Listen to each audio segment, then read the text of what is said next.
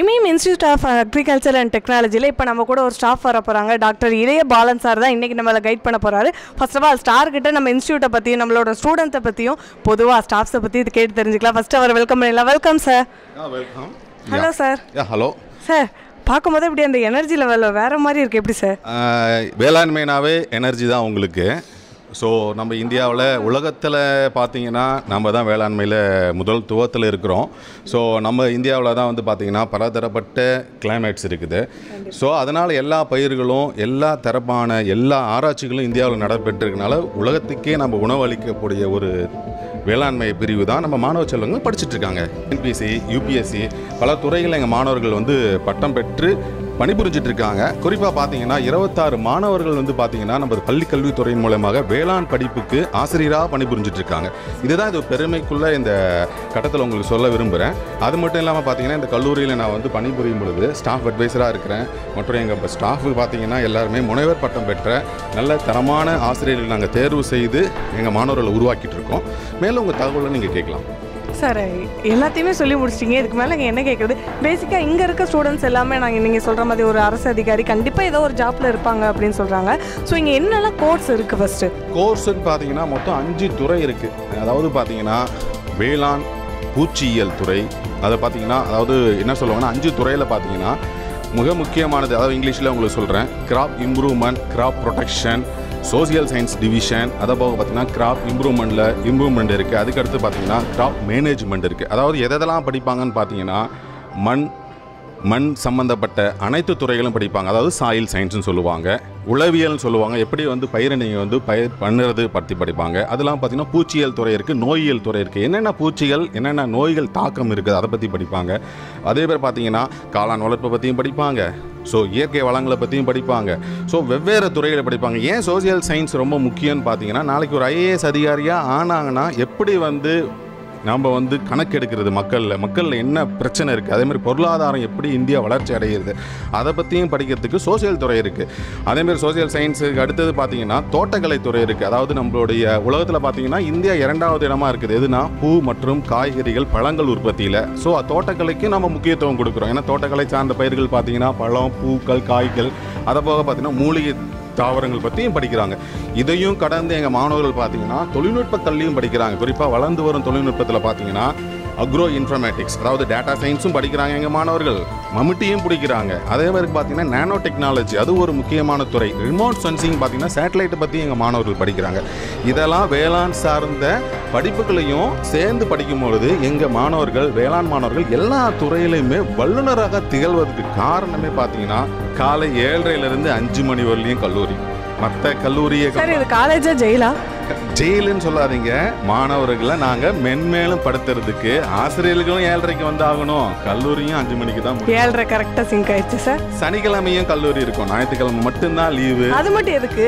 So அதையும் ஞாயிற்றுக்கிழமை அவன் ரெக்கார்டு ஒர்க்கு எல்லாமே, அதாவது எங்கள் மாணவர்கள் வந்து போனால் பொழைச்சி போட்டோம் 365 நாளும் அவன் தயார் செய்ததே தான் இருப்பான். அதனால தான் வேளாண் படித்த மாணவர்கள் வல்லுநராக திகழ்கிறாங்க. நான் 10 வருஷம் இங்கே நிற்கிறேன்னா 1400 மாணவர்கள் உருவாக்கியிருக்கேன்னா, ஸோ நாளைக்கு காலையில் 6:30க்கு வர சொல்லுங்கள், என் மாணவர்கள் வருவாங்க. மற்ற கல்வித்துறையில் கூப்பிட்டிங்கன்னா 10 மணிக்கு தான் வருவான், 10:30க்கு தான் வருவான். இதுதான் வேளாண்மையில் இருக்கிற மிக முக்கியமான தருணம். Super sir.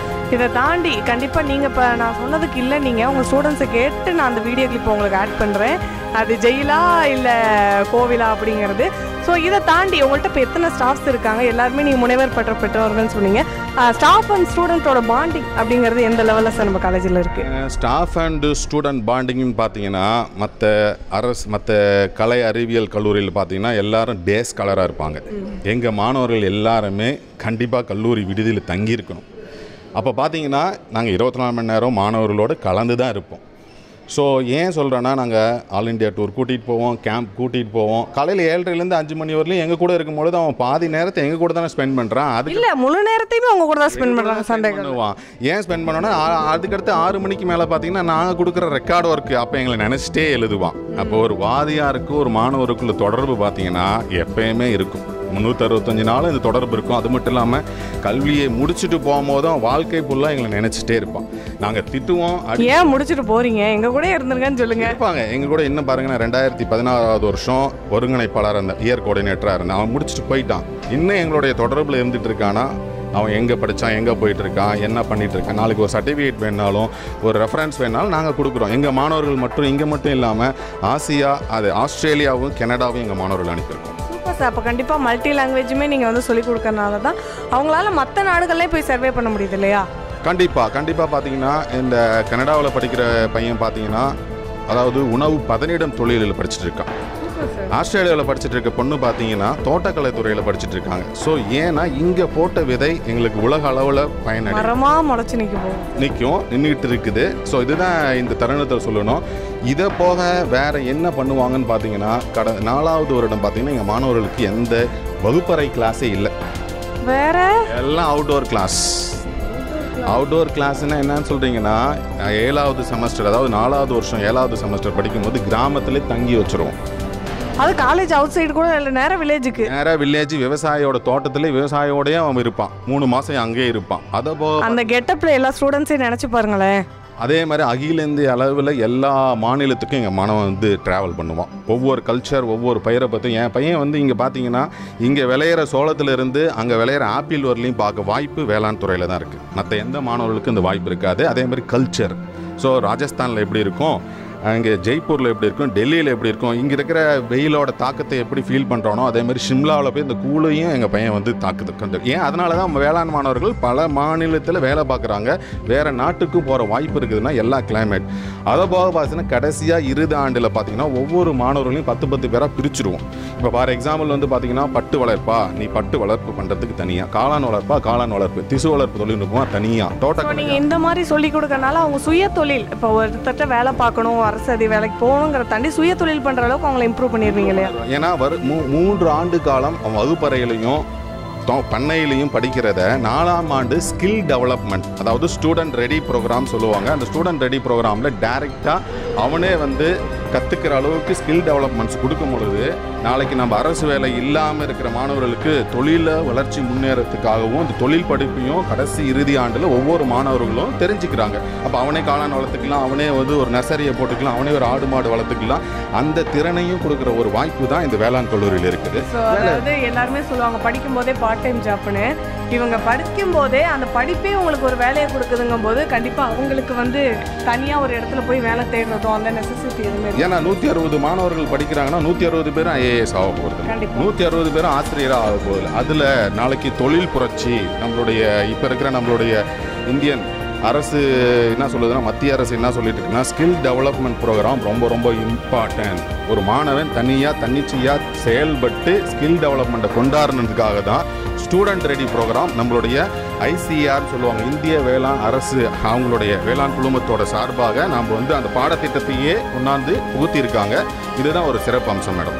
ஸோ இப்போ நம்ம காலேஜில் ஜாயின் பண்ணணும், குவாலிஃபிகேஷன் என்ன சார்? குவாலிஃபிகேஷன் பார்த்தீங்கன்னா இப்போ கம்ப்யூட்டர் படித்தவங்களுக்கும் குவாலிஃபிகேஷன் கொடுத்துருக்கு நம்ம கவர்மெண்ட்.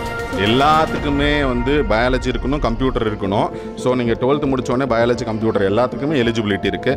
அதே மாதிரி குறிப்பாக பார்த்தீங்கன்னா வேளாண் படிப்பு படிப்பாங்க 11th 12th, அவங்களுக்கும் வந்து இந்த வாய்ப்பு கொடுத்துட்ருக்காங்க மேடம். ஸோ இதை தாண்டி காலேஜ் ட்ரிப் சப்ஸ்கிரைபர் அதை பார்த்துட்டு வர ஸ்டூடெண்ட்ஸுக்கு என்ன சொல்ல விரும்புகிறீங்க? என்ன சொல்ல விரும்புன்னா, ஒரு மாணவன் வேளாண் பிரிவை வந்து தேர்ந்து எடுக்கிறான்னா அவனுடைய எதிர்காலம் வந்து நல்ல ஒரு எதிர்காலமாக இருக்கும். ஏன்னா தன்னிச்சையாக அவனுடைய முடிவெடுக்கும் திறன் இருக்கும். ஏன்னா தொழில் வளர்ச்சிக்கும் கொண்டு போகலாம். எந்த ஒரு எக்ஸாமையும் கிராக் பண்ணுறதுக்கு மொத்தம் 64 பாடத்திட்டங்கள் இருக்குது. 64ஐயும் படிக்கும் பொழுது எப்படியாப்பட்ட எக்ஸாம்னாலும் எங்கள் மாணவர்கள் கிராக் பண்ணிடுவாங்க மேடம். இது சார். ஸோ காலேஜ் ட்ரிப் போகலாம், வாங்க போகலாம், வாங்க லைக் பண்ணுங்க, ஷேர் பண்ணுங்க, கமெண்ட் பண்ணுங்க, சப்ஸ்கிரைப் பண்ணுங்க. தேங்க்யூ.